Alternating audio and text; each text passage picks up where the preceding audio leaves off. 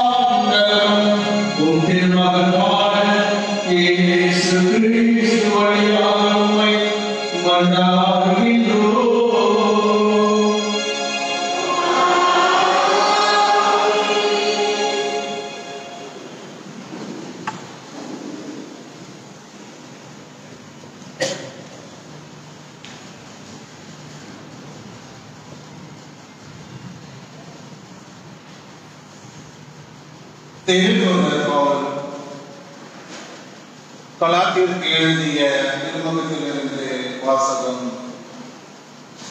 சகோதர சகோதரர்களே, இயேசுவின் மீது நம்பிக்கை கொள்வோருக்கு வாக்களிக்கப்பட்டவை நம்பிக்கையால் கிடைக்க வேண்டும் என்பதற்காகவே அனைத்தையும் பாவத்தின் கட்டுப்பாட்டுக்கு உட்பட்டுள்ளது என்று மறைநூலில் கூறுகிறது.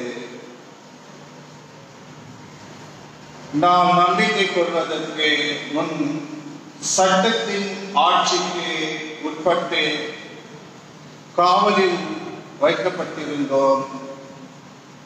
வெளிப்பட இருந்த அந்த நம்பிக்கையை நாம் பெரும்வரை இந்நிலை நீடித்தது. இவ்வாறு நம்பிக்கை அடிப்படையில் நாம் இறைவனுக்கு ஏற்புடையவர் ஆக்கப்படுவதற்காக நம்மை கிறிஸ்துவிடம் கூட்டி செல்லும் வழித்துணையார் திருச்சட்டம் செயல்பட்டது. இப்பொழுது நம்பிக்கை கொண்டுள்ளதால் இனி நாம் வழித்துணைவரின் பொறுப்பில் இல்லை. ஏனெனில் கிறிஸ்து இயேசு மீது கொண்டுள்ள நம்பிக்கையால் நீங்கள் அனைவரும் கடவுளின் மக்களாய் இருக்கிறீர்கள். அவ்வாறெனில் கிறிஸ்துவோடு இணைந்திருக்கும்படி திருமுழுக்கு பெற்ற நீங்களும் அனைவரும் கிறிஸ்துவை அணிந்து கொண்டீர்கள். இனி உங்களிடையே யூதர் என்றும் கிரேக்கர் என்றும் அடிமைகள் என்றும் உரிமை குடிமக்கள் என்றும் இல்லை, ஆண் என்றும் பெண் என்றும் வேறுபாடு இல்லை. கிறிஸ்து இயேசுவோடு இணைந்துள்ள நீங்கள் யாவரும் ஒன்றாய் இருக்கிறீர்கள். நீங்கள் கிறிஸ்துவை சார்ந்தவர்களும் ஆபிரகாமின் வழித்தோன்றல்களுமாய் இருக்கிறீர்கள். வாக்குறுதியின் அடிப்படையில் உரிமை மீது உடையராகவும் இருக்கிறீர்கள். ஆண்டவர் வழங்கும் அருள் வாக்கு.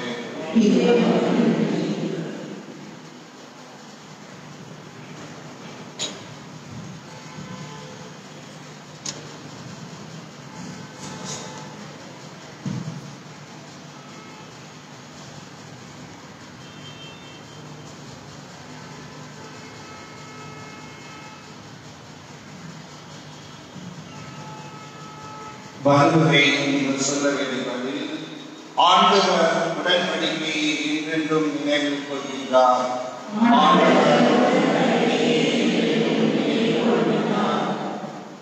அவருக்கு பாடல் பாடுங்கள், அவரை புகழ்ந்திருக்குங்கள். அவர் தம் வியக்கத்தக்க செயல்களை அனைத்தையும் எடுத்துரைங்கள். அவர் தம் திருப்பெயரை மாட்சிப்படுத்துங்கள். ஆண்டவரை திருவரின் இதயம் அக்களிப்பதாக. பதில்: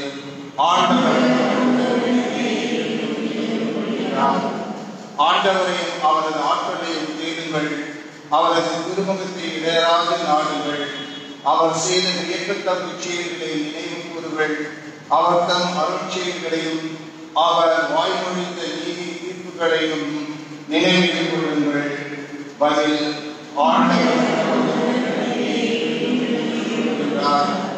அவரின் ஊழியரால் ஆளுநரின் வழிமரபோ அவர் தேர்ந்து கொண்ட யாக்கோபின் பிள்ளைகளோ அவரே கடவுளாய் ஆண்டவர். அவர் நீதி தீர்ப்புக்கு உலகம் அனைத்திற்கும் முடியல. பதில் ஆண்டவர்.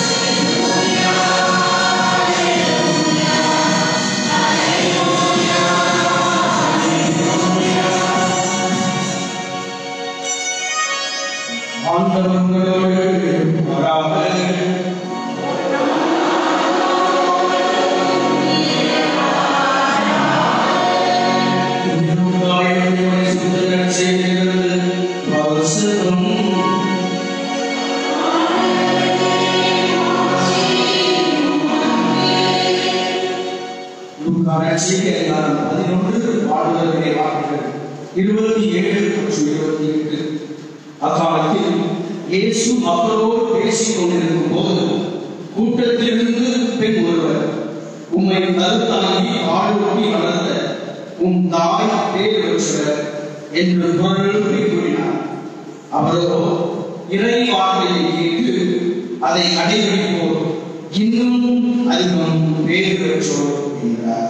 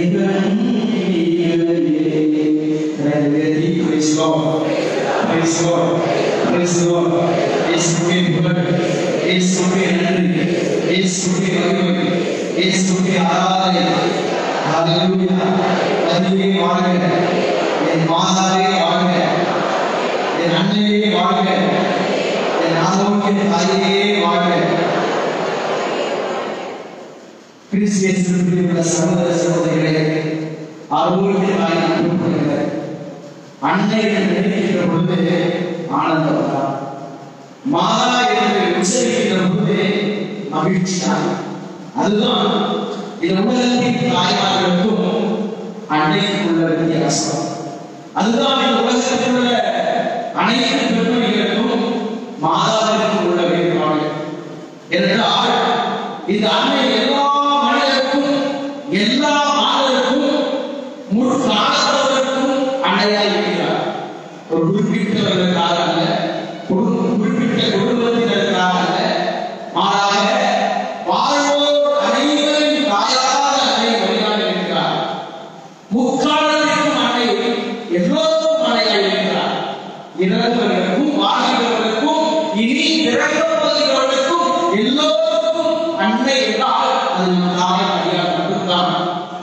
அந்த தாயுடைய மகிமை மாட்சிமை, அந்த தாயுடைய பெருமைகளை நாம் பிறருக்கு போற்றுவதற்காக, பிறருக்கு சொல்வதற்காக அந்த தாயின் பிள்ளைகளாய் நாம் அழைக்கப்பட்டிருக்கிறோம். அன்புக்குரியவர்களே, அந்த தாயுடைய மகிமை, அந்த தாயுடைய அந்த பெருமையை இன்றைய நற்செய்தி வாசகத்திலே ஆண்டவர் வழியாக நாம் அழகாக அறிந்து கொள்கிறோம். அன்னை மரியாதை பற்றி சொல்கிற பொழுது இவ்வாறு சொல்வார். அன்னை மரியாள் தன் உடலிலே இயேசு கிறிஸ்து என்ற வார்த்தையை கருதுவதற்கு முன்பாக தன் உள்ளத்திலே கருவுற்றார்.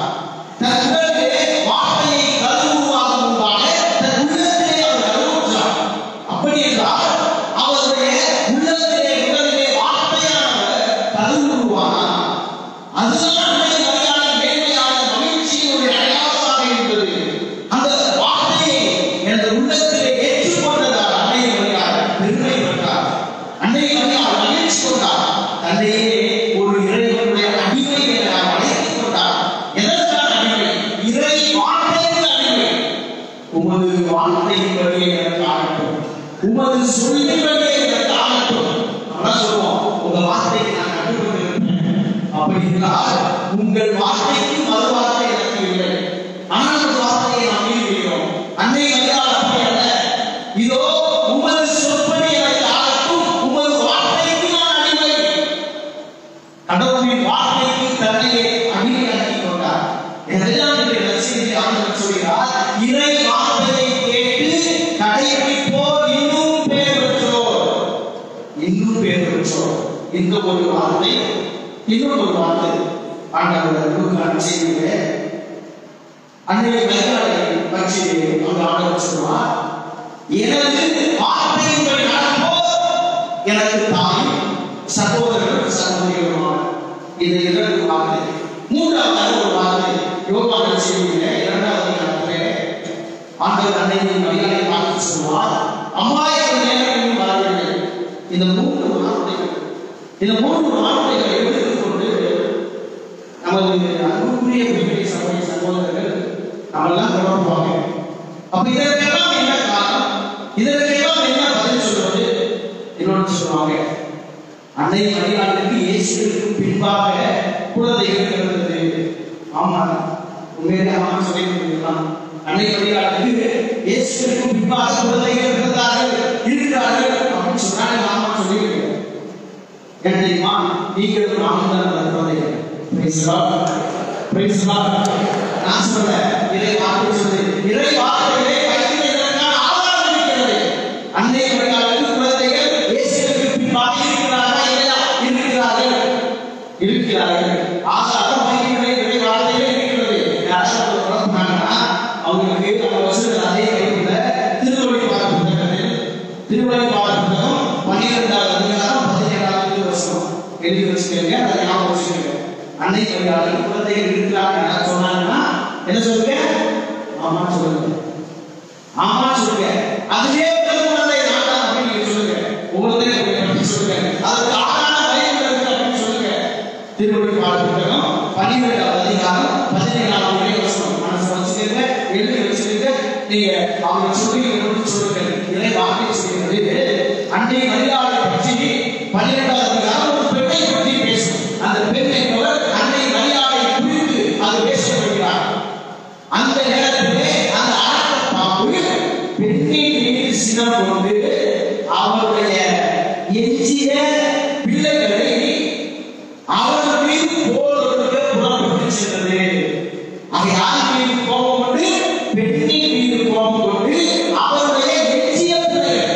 இந்த பெண்ணை அன்னை மரியாளை இருக்கிறார். அப்படியே அன்னை மரியாளை மீது இந்த பெண்ணை கோபம் கொண்டு அவருடைய எஞ்சிய பிள்ளைகள், அவருடைய பிள்ளைகள் எஞ்சிய பிள்ளைகள் யார்? இதை வார்த்தை சொல்கிறது.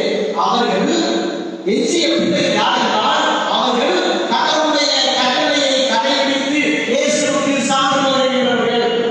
இயேசுவுக்கு யாராவது சான்று பகர்கிறீங்க? இயேசுவுக்காக நான் சான்று பகர்கிறேன்.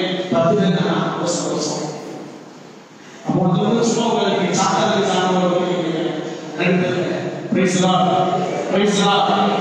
கடவுளின் கட்டளையை கடைபிடித்து இயேசுவுக்கு சான்று பகர்கிறவர்கள் அன்னை மரியாளின் எஞ்சிய பிள்ளைகள்.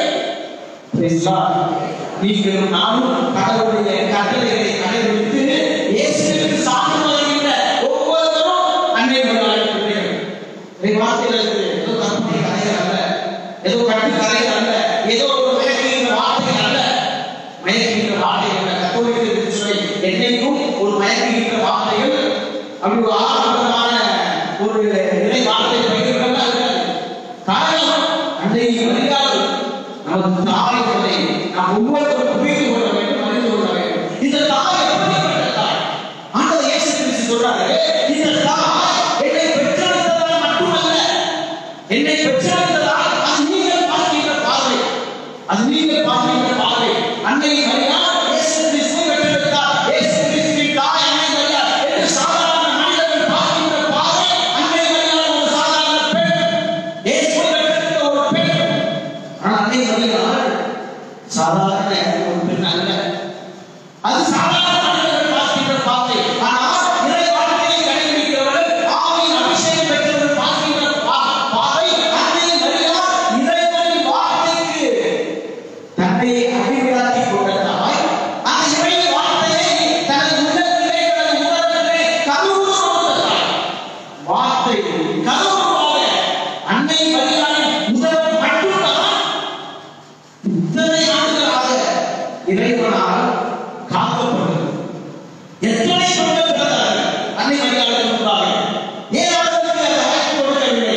ஏன் அவர்களின் உதவிகள், அவர்களின் கருவறையை கடவுளின் மகனுக்காக, இயேசுவுக்காக ஏன் தயாரிக்கப்படவில்லை? ஏன் அன்னை மரியாளுக்காக? ஆண்டு இருக்கிறது.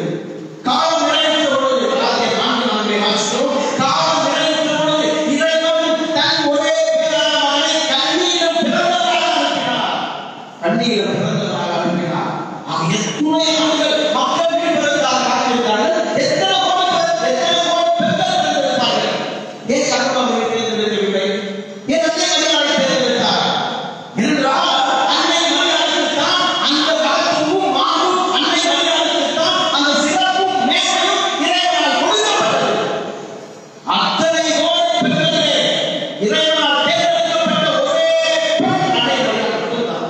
அன்னை மரியாள் மட்டும்தான். கடவுளின் தேர்வு, அங்க கடவுளின் கொடையை புறக்கணிக்கிறவர்கள் எல்லோரும் கடவுளுக்கு எதிரானவர்கள். கடவுளின் கொடையாக இறைவன் அன்னை மரியாளை தேர்ந்தெடுத்தார். அன்னை மரியாளை நமக்கு கொடுத்திருக்கிறார். அந்த தாயுடைய பிறப்பு எப்படிப்பட்டது தெரியுமா? யோவான் எழுதிய 1:12-13 ரொம்ப பேர் சொல்லுவாங்க, அன்னை மரியாள் கத்தோலிக்க திருச்சபையில் ஒரு விசுவாசம், அன்னை மரியாள் அமல உற்பத்தியாக பிறந்தார். எந்த ஒரு பாவம் தீண்டப்படாமல், பாவ அந்த இயல்பு இல்லாமல், சென்ற பாவம் அவரை தீண்டாமல் அன்னை மரியாள் பிறந்தார். இது கத்தோலிக்க திருச்சபையின் விசுவாசம். இதற்கு 2 இறைவார்த்தைகளே, 2 இடங்களிலே இதற்கான சான்றுகள் இருக்கிறது. நம்ம வந்து பைபிளை படிக்கிறது இல்லை, அதனால தான் அதோட வேலைக்காரர்கள் பைபிளை பற்றி சொல்லும்போது அப்படியா, ஆமா இல்ல, அடுத்த நாள் கையில ஜோபா இருக்காது, வீட்டுல புதுமை படம் இருக்காது. அன்னை மரியாளுடைய அந்த பிறப்பை பற்றி, கடவுளால் தேர்ந்தெடுத்தவருடைய பிறப்பை பற்றி, பாவம் அனுதாபம் பிறப்பை பற்றி இறைவார்த்தையிலே சான்றுகள் கொடுக்கப்பட்டிருக்கிறது. எழுதி வச்சுக்கங்க. இப்பெல்லாம் பூச்சிகள் பேப்பர் நடத்துவாங்க.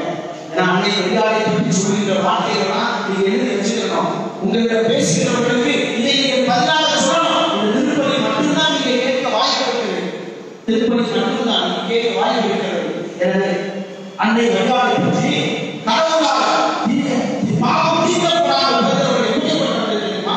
யோவான் 1:12 சொல்கிறது, அவரிடம் நம்பிக்கை கொண்டு அவரை ஏற்றுக்கொண்ட ஒவ்வொருவரும் கடவுளின் பிள்ளைகளாக உரிமையை கொடுத்தார்.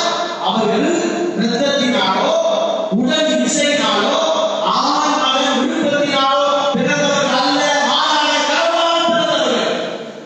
அந்த பேர் அன்னை மரியாளுக்கு கொடுக்கப்பட்டது. நாம் இரத்தத்தினால் பிறந்தவர்கள், உடல் இசையினால் பிறந்தவர்கள், ஆண் மகனுடைய விருப்பத்தினால் பிறந்தவர்கள். ஒவ்வொருவருடைய உலகத்திலே ஒவ்வொருவர் அன்னை மரியாளை பிறந்தவர்கள். அன்னை மரியாளை பிறந்தவர்கள். ஆக இந்த பிறப்பு இன்னொருவருக்கு கொடுக்கப்பட்டது. யாரென்றால் ஏவாள். ஏவாள் கடவுளால் படைக்கப்பட்டவர். ஏவாளுக்கு பாவம் இல்லை, ஜென்ம பாவம் இல்லை, ஆண் உறவு இல்லை, இரத்தத்தின் வழியாக இல்லை. ஆனால் அந்த ஏவாள் இறைவன் கொடுத்த அந்த ஆசீர்வாதத்தை, இறைவன் கொடுத்த பாவம் இல்லாத ஆசீர்வாதத்தை அவள் குறைத்தார். அவள் குறைத்தார். பாவம் இல்லாத ஆசீர்வாதத்தை குறைத்தார் என்றால் ஏவாள் கடவுளால் படைக்கப்பட்ட பெண். ஏவாள் கடவுளால் உருவாக்கப்பட்ட பெண். கடவுள் பெண்ணை தான் படைத்தார். எப்பொழுது பாவம் உடைந்ததோ அப்பொழுது அவளுக்கு பெயர் கொடுக்கப்பட்டது. ஏவாள் ஏவாள் என்ற பெயர். ஏவாள் என்றால் உயிருள்ள எல்லோரின் தாய். ஆனால் அந்த உயிருள்ள எல்லோரும் இறந்தார்கள். அந்த இடத்தை நிரப்புவதற்காக இறைவன் ஒரு பெண்ணை படைத்தார். எனவே அந்த பெண் உயிருள்ள எல்லோருக்கும் சாவின் அடையாளமாய் மாறினார். அவருடைய எல்லா வித்துகளும் அவர்களுக்கு தோன்றிய வித்துக்கள் எல்லாம் நாம் தான் சாவுக்குரியவர்களாக மாறிப்போனோம். ஆனால் இயேசு கிறிஸ்து என்ற வித்து அன்னை மரியாதை தோன்றியது. ஆண்டவர் இன்னொரு பெண்ணை உருவாக்கினார். ஏவாளை போல இரத்தத்தின் அடையாளமாக அல்ல, உடலின் இச்சையினால அல்ல, ஆன்மகளுடைய விருப்பத்தினால் அல்ல, அன்னை மரியாதை இவற்றுக்கு எல்லாம் அப்பாற்பட்ட ஒரு பெண்ணை படைத்தார். இதுதான் இன்னும் அவங்க சொல்லுவாங்க, இயேசு கிறிஸ்து அன்னை மரியாதை பெண்ணை அப்படின்னாலும் பெண்தான் தைரியமா சொல்லலாம். இயேசு கிறிஸ்து வேண்டும் என்றே அன்னை மரியாதை பெண் என்று அழைத்தார். பெண்தான் அன்னை மரியாதை. ஏன் தெரியுமா? அந்த ஏவாள் என்ற அந்த பெண்ணின் சாபத்தை போக்குவதற்காக இந்த பெண் உருவாக்கப்பட்டார். பெண்தான் அன்னை மரியாதை, பெண்தான் இயேசு அன்னை மரியாதை, பெண்தான் என்று அழைத்தார். ஒத்துக்குறோம். ஆமானே சொல்லுங்க. ஏனென்றால் அந்த பெண்ணின் அந்த சாபத்திற்குரிய பெண்ணின் சாபத்தை கொண்டு வந்த அந்த பெண்ணின் கீழ்ப்படியாமையை போக்குவதற்காக இன்னொரு பெண்ணின் உலகத்திலே படைக்கப்பட்டார். இந்த ஒவ்வொரு பெண்ணின் உலகத்திற்கு கொடுக்கப்பட்டார். அதுதான் அன்னை மரியாதை. எனவேதான் அன்னை மரியாதை பற்றி 12வது அதிகாரம் திருவெளிப்பாடு அழகான வாழ்க்கையை பற்றி சொல்கிறது. அன்னை மரியாதை இறை வார்த்தையை கேட்டார். அந்த வார்த்தையை நம்பினார். அதுதான் அன்னை மரியாதை. அன்னை மரியாதை போல கடவுளின் வார்த்தையை கேட்டு நம்பி விசுவசித்து கீழ்ப்படிந்தவர்கள் வாழ்ந்தவர்கள் உலகத்தில் யாரும் அன்னை மரியாதை ஒருவர் மட்டும்தான் என்று என்ன சொல்றாங்க தெரியுமா? உங்களால் சொல்ல முடியுமா? இப்போ உங்க பிள்ளைங்க திருமணமாகாத ஒரு பெண், ஒரு கன்னி பெண், அப்பொழுது அன்னை மரியாதை ஒரு 12 வயது தான் இருக்கும். அதுதான் அவருடைய அந்த திருமண வயது. 12 வயது யாராவது உங்க வீட்டு பொண்ணு கல்யாணம் ஆகாத பொண்ணு கர்ப்பமா இருக்கு அப்படின்னா நீங்க என்ன செய்வீங்க? அந்த பொண்ணு நானும் கடவுளுடைய ஆவியால கர்ப்பமானேன்னு சொன்னா நீங்களே எட்டி பொண்ணு நம்புவீங்களா? எந்த பெண்ணால் நம்ப முடியுமா? எந்த ஆணாவது ஏற்று கொள்வீர்களா? ஆனால் இது நடக்குமா? அன்னை மரியாதை விசுவாசித்தால் நம்பினார். அன்னை மரியாதை நம்பினார். உலகத்தில் யாரும் நம்ப முடியாது. உங்களால் நம்ப முடியுமா? கைது சொல்லுங்க. என்னால் நம்ப முடியுமா? யாராவது ஒரு கைது சொல்ல முடியாது. நம்மளால் அது முடியாது. அன்னை மரியாதை நம்பினார். கடவுளின் வார்த்தைக்கு அப்படியே கீழ்ப்படிவதற்கு ஏனென்றால் நடக்காத ஒரு காரியத்தை அன்னை மரியாதை நம்பினார். அதற்கு முன் நடந்ததில்லை. ஆனால் வயதானவர்கள் கருவுற்றிருக்கிறார்கள். இவையெல்லாம் நடந்தது. ஆனால் திருமணம் ஆகாத ஒரு கன்னிப்பெண் அன்னை மரியாதைக்கு முன்பாக கருவுற்றதாக சரித்திரங்களை கேள்விப்பட்டதில்லை. எனவே அந்த ஒரு வார்த்தை அன்னை மரியாதைக்கு கொடுக்கப்பட்ட பொழுது, கடவுளின் வார்த்தை அறிவிக்கப்பட்ட பொழுது நம்பினார், விசுவாசித்தார். அந்த வார்த்தை தூய ஆவியான வழியாக மனமுருவானது. இது என்ன செய்கிறது தெரியுமா? அந்த அன்னை மரியாதைக்குள்ளே கடவுளுடைய வார்த்தை ஆவியானவரால் கருவுருவானது. அந்த உருவத்தை அன்னை மரியாதை எடுத்துக் கொண்டு செல்கிறார்கள். யாரும் எதிர்த்து அதே வார்த்தையாக தூய ஆவியால் மனிதனாகிறார். அந்த மனிதரை எடுத்துக் கொண்டு செல்கிற பொழுது அன்னை மரியாதை வார்த்தை தூய ஆவியை கொடுக்கிறது. அன்னை மரியாதை வார்த்தை தூய ஆவியை கொடுக்கிறது. நான் உங்களுக்கு குமாரி சொல்றேன்னா உங்களுக்கு ஆவியின் அபிஷேகம் வருமா? அல்லது நீங்க யாராவது குமாரி பார்க்கணும் அல்லது பேசலாம் சொல்லுங்க அப்படின்னா ஆவியானவருடைய அபிஷேகம் வருமா? வராது. அன்னை மரியாதை சொல்லிட்டு வரும் பேசலாம். அன்னை மரியாதை எலிசபெத்தை வாழ்க்கைய பொழுது வயிற்றில் உள்ள குழந்தை துள்ளியது. எலிசபெத் தூய ஆவியினால் நிரப்பப்பட்டார். அன்னை மரியாதை யாரை கொடுக்கிற ஒரு பெட்டகம்? தூய ஆவியானவரை கொடுக்கின்ற ஒரு பெட்டகம். அந்த தூய ஆவியின் அபிஷேகம் என்னன்னா அங்கிருந்து ஓடாதீங்க. ஆவியின் சபையில போய் தேடி செல்லாதீங்க. இங்க வாங்க, அன்னை மரியாதை வாங்க. தூய ஆவியை தன்னகத்தை கொண்டிருக்கிற ஒருவர் அன்னை மரியாதை. அந்த அன்னை இருக்கிற இடங்களெல்லாம் ஆவியானவர் பிரசன்னமாக இருப்பார். அந்த ஆவியின் அற்புத அதிசயங்கள் எல்லாருக்கும் அந்த ஆவியின் அபிஷேகத்தை நீங்க எடுத்துக் கொள்வீர்கள். என் விசுவாசத்தை பெற்றுக் கொள்ளுங்கள். அந்த வார்த்தை சொல்லுது. நான் சொன்ன என்னுடைய வார்த்தையை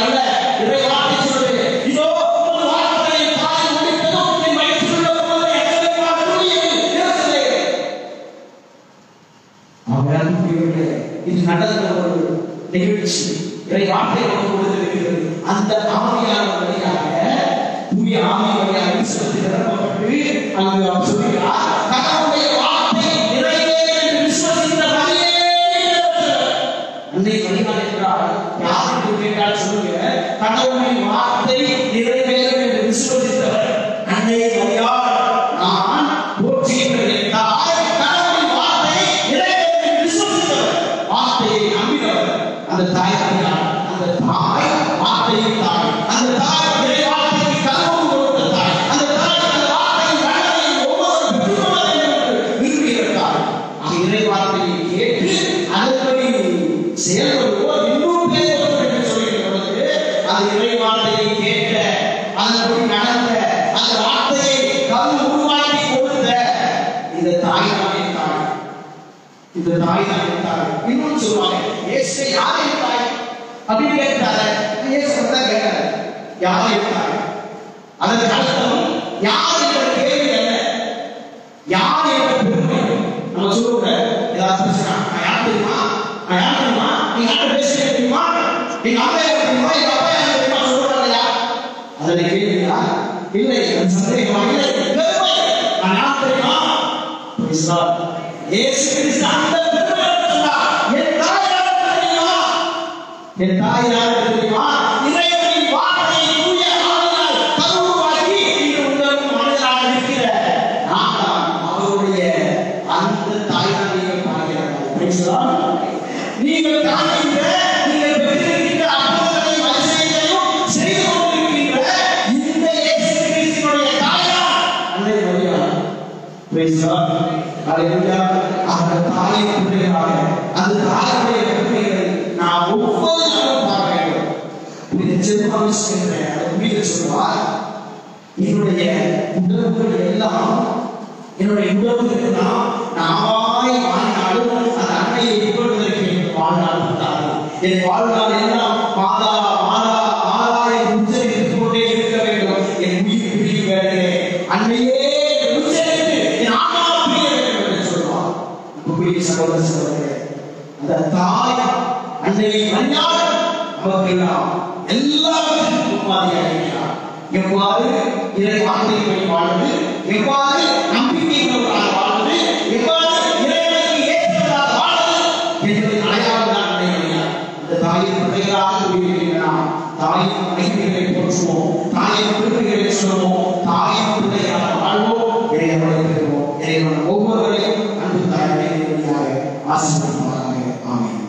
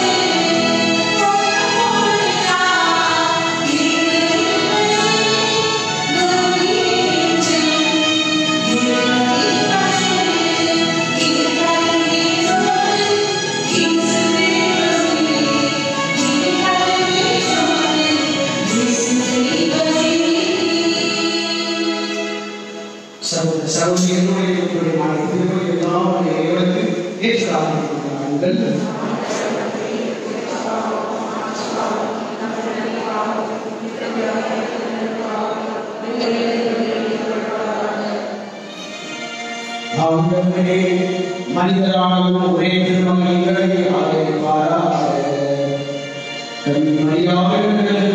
அவர்கள் தாயை கண்ணிமையில் பாடுகிறேன் அதை புரிதப்படுத்தினார். அவர் எங்கள் பாவங்களை நோக்கி நீங்கள் நாளைக்கு உமக்கு ஏற்றதாக செய்வாராக. நீங்கள் மன்றாடுகிறோம்.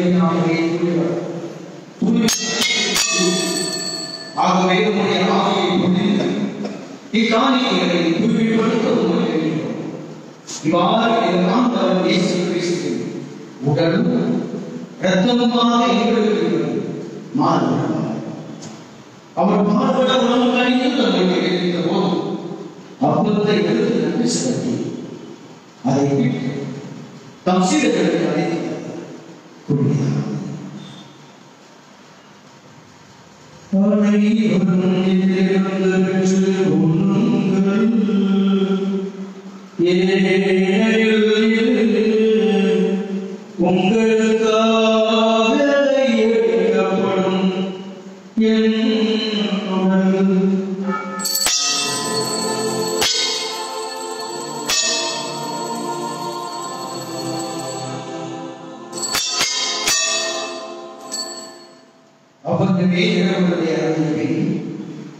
எடுத்து வீட்டுக்கு போக நன்றி கூறி பக்ஷிகளுக்கு அழைத்தார் கூறினார்.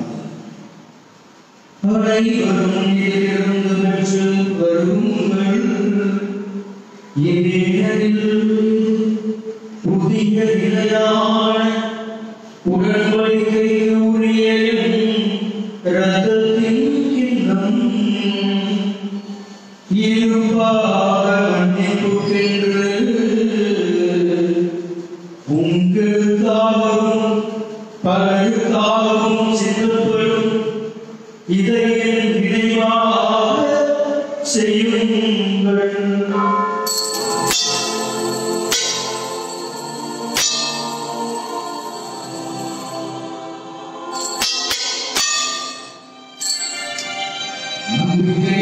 Amen.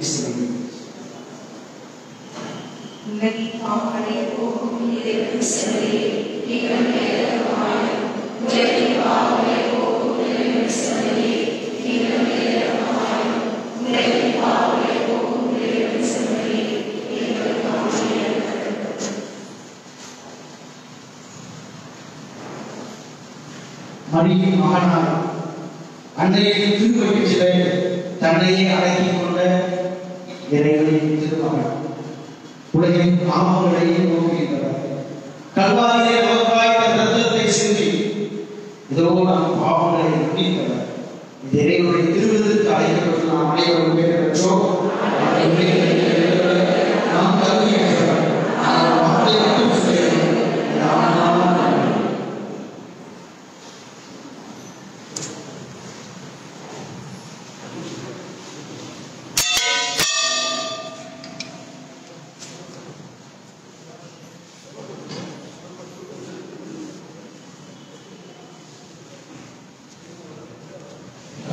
கிறிஸ்தவர்கள் மட்டும் இந்த திவ்யத்துடைய திவ்யத்துடைய ஆரோக்கியோடு சமூகங்களை வைத்து வரும். உங்கள் கடன்களிலே திவ்யத்துடைய பெற்றுக்கொள்ளவும் கடன்களை மேலே வைத்து விவாதங்களை பெற்றுக்கொள்ளுங்கள். அந்த மாதிரி நான் நற்கருடைய ஒரு கடன்களை வாங்கி நன்றாக அதை பக்கத்தில் சென்று ஒவ்வொரு ஒரு இடத்திற்கு செல்லுங்கள். இதுமாக துணி மேலே ஜெபமான மேலே செய்வாங்க துகள்கள் இருக்கலாம். எனவே இதை நடவடிக்கையோடு வாங்கி ஒவ்வொரு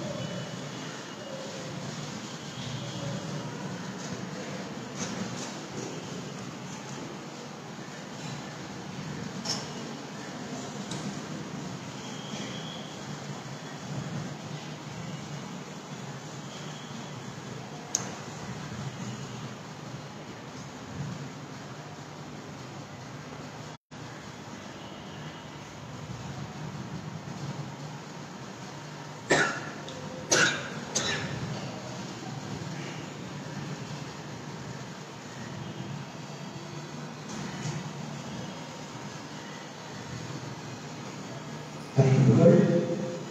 நாளைக்கு ஒவ்வொரு ஞாயிற்றுக்கிழமையும், அதாவது இந்த மாத ஞாயிற்றுக்கிழமையும் 13ஆம் தேதி, 18ஆம் தேதி, 25ஆம் தேதி இந்த ஞாயிற்றுக்கிழமையிலே கீழ்கண்ட நேரங்களிலே திருப்பணி நடைபெறும். காலை 6 மணிக்கு ஆங்கிலத்தில், 7 மணிக்கு தமிழில், 9 மணிக்கு கன்னடத்தில், 11 மணிக்கு தமிழில், மாலை 6 மணிக்கு ஜெபமாலை சங்கம ஆசி நடைபெறும்.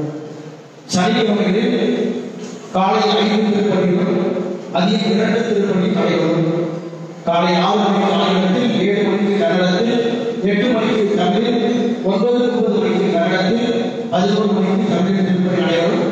மதியம் 3:30 மணிக்கு முகலிலும், 5 மணிக்கு மலையாளத்தில் திருப்பணி நடைபெறும். மாலையில் திருப்பணிகள் எதுவும் நடைபெறாது. ஆனால் ஒவ்வொரு நாளும் ஜெபமாலை மற்றும் கர்த்தருடைய ஆசி மாலை 6 மணிக்கு திருத்தலத்தில் நடைபெறும். நவம்பர் 1 தேதி ஞாயிற்றுக்கிழமை முதல் வழக்கமான பழைய நேரப்படி திருப்பணிகள் அனைத்தும் தொடர்ந்து நடைபெறும்.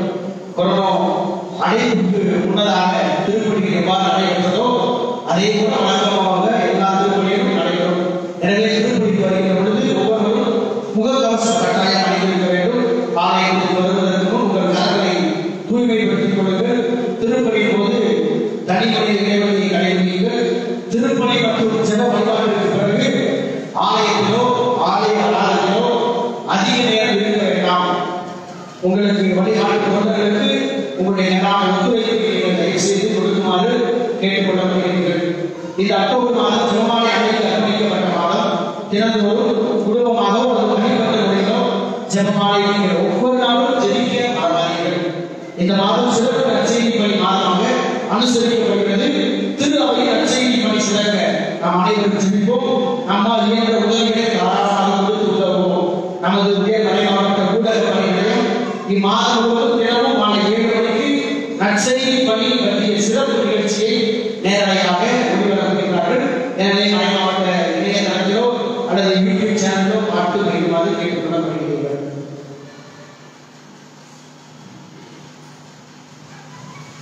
நன்றி கூர்மன்றாடுவோமாக. ஆண்டவரே, கொண்ட நாங்கள் முதல் கனிவை வேண்டுகின்றோம். என்றும் கன்னியான புனிதமரியாவை நினைவு கொண்டாட்டத்தில் மகிழும் நாங்கள் அந்த அன்னையை கண்டு பாவித்து எங்கள் மறைமகளை பெற தகுதி பெறுவோமாக. எங்களால் சுவழியாக மன்றாடுகின்றோம்.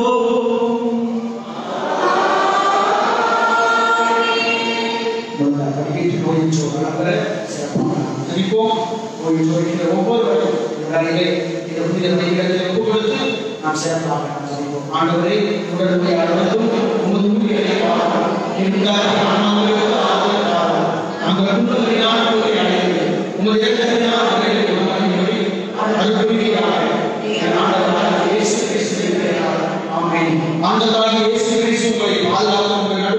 உங்களை காப்பாற்ற உங்களுக்கு வழிகாட்ட உங்களுக்கு காவலாயிருக்க உங்களுக்கு வேண்டும். உங்களை ஆசீர்வதிக்க உங்கள் மேலும் இருப்பாராக. இது வாசிக்க நினைப்போம். ஆண்டவர்களோடு இருப்பாராக.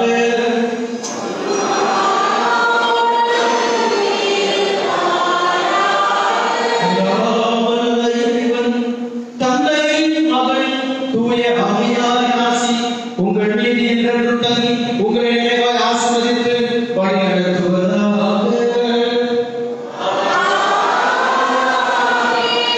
இறைவனின் அன்பிலும் அன்னையின் ஆசீர்வாதம்